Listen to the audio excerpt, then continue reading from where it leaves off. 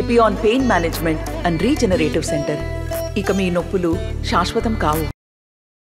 మే 13న రాష్ట్రంలో జరగబోతున్న శాసనసభ పార్లమెంట్ అభ్యర్థుల ఎన్నికలో భాగంగా మరి ఎస్కోట్ నియోజకవర్గంలో తెలుగుదేశం పార్టీ శాసనసభ అభ్యర్థినిగా కోళ్ళ లలిత కుమారి అనే నేను ఇవాళ ఎస్కోట్ ఎంఆర్ఓ ఆఫీసులో మా తెలుగుదేశం పార్టీ కుటుంబ సభ్యులందరి సహకారం, జనసేన కుటుంబ సభ్యుల సహకారం, బీజేపీ పార్టీ కుటుంబ సభ్యుల సహకారంతో ఇవాళ నామినేషన్ పర్వానికి శ్రీకారం చుట్టాం.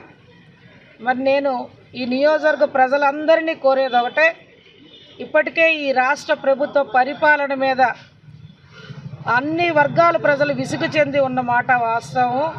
దయించి గౌరవ చంద్రబాబు నాయుడు గారు మొన్న ప్రజాకాలంలో ఎస్కోట్ ఇచ్చేటప్పుడు ఆనాటి పరిస్థితులు, ఈనాటి పరిస్థితులు, ముఖ్యమంత్రి పరిపాలన ఏ విధంగా భవిష్యత్తు రోజుల్లో ఈ రాష్ట్రాన్ని కాపాడుకోవడం కోసం నియమ నిబంధనలతో 75 సంవత్సరాల వయసులో ఈ ప్రజలకు సేవ చేయాలని చెప్పి మరి ఇవాళ చంద్రబాబు నాయుడు గారు ముందుకొచ్చారో ప్రజలందరూ కూడా అన్ని విషయాలు కూడా అవగాహనతో గమనించి ఈ ఎన్నికల్లో అభ్యర్థులైన ఎంపీ అభ్యర్థి శ్రీ భరత్ బాబు గారికి, ఎమ్మెల్యే అభ్యర్థి అయిన ఈ ఆడబిడ్డకు 2 ఓట్లు 2 సైకిళ్ళకి వేసి గెలిపించాలని, అదేవిధంగా నాతోటి సహకరిస్తున్న సోదరులు గొంపకృష్ణ గారికి, మా మరదలైన మండల వైస్ ఎంపీపీ గారు ఎస్కోట సుధారాణి గారికి, తెలుగుదేశం పార్టీ నాయకులు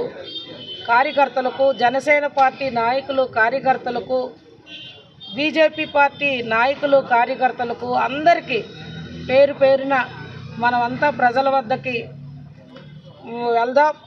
శాంతియుతంగా మన కార్యక్రమాలు ఓట్లు వేయమని విజ్ఞతతో ఆలోచించి ఓటు వేయమని చెప్పి కోరుదాం. రాష్ట్రాన్ని కాపాడుకుందాం, దానికి స్వీకారం చుడదాం. ఇవన్నీ జరగాలి అంటే చంద్రబాబు గారి వల్లే సాధ్యం.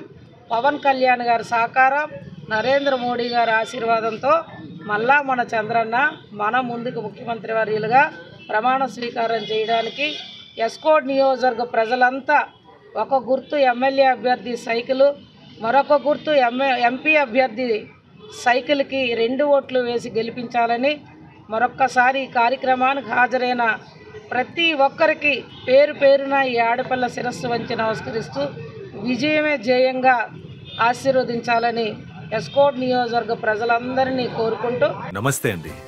ఇది వ్యాపారం గురించి కాదు, ఓటు గురించి. ఎన్నికల్లో ఓటు వేయడం మన హక్కు మాత్రమే కాదు, కర్తవ్యం. ఎంతో మంది మహా నేతలు శ్రమించి ప్రాణత్యాగం చేసి ఈ అవకాశాన్ని మనకిప్పించారు. అందరూ ఓటు వేద్దాం. ఎందుకంటే ఓటు హక్కు ఊరికే రాదు. నా ఓటు ఎవరికో తెలుసా?